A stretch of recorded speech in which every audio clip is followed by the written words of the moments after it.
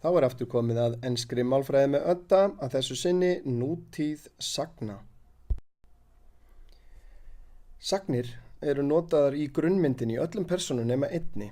Og þegar ég er að tala um grunnmyndina, þá er ég að tala um nafnháttin, eins og to play, to speak og svo framvegis. Í þriðju persónu eintölu hins vegar bæta þessar sagnir við sig S-endingu. Dæmi, I play the guitar er í fyrstu persónu eintölu, þar lendi nota ég grunnmyndina play. En í þriðju persónu eintölu, she plays the piano, það bætist S fyrir aftan.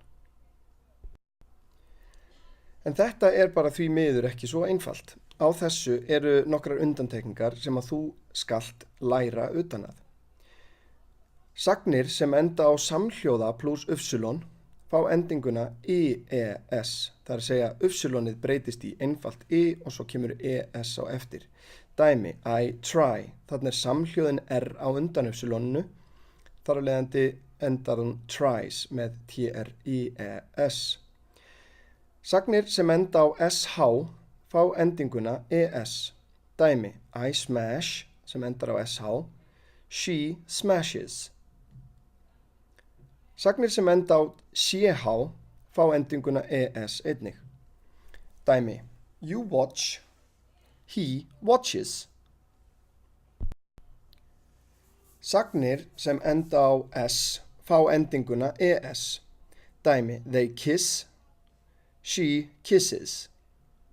Enda væri mjög skrítið að sögn sem endar á S, hvað þá tveimur S-um myndi bæta við sig þriðja S-inu, eða nota til að slíta S-in í sundur. Sagnir sem enda á E fá endinguna S. Dæmi, we dance, he dances.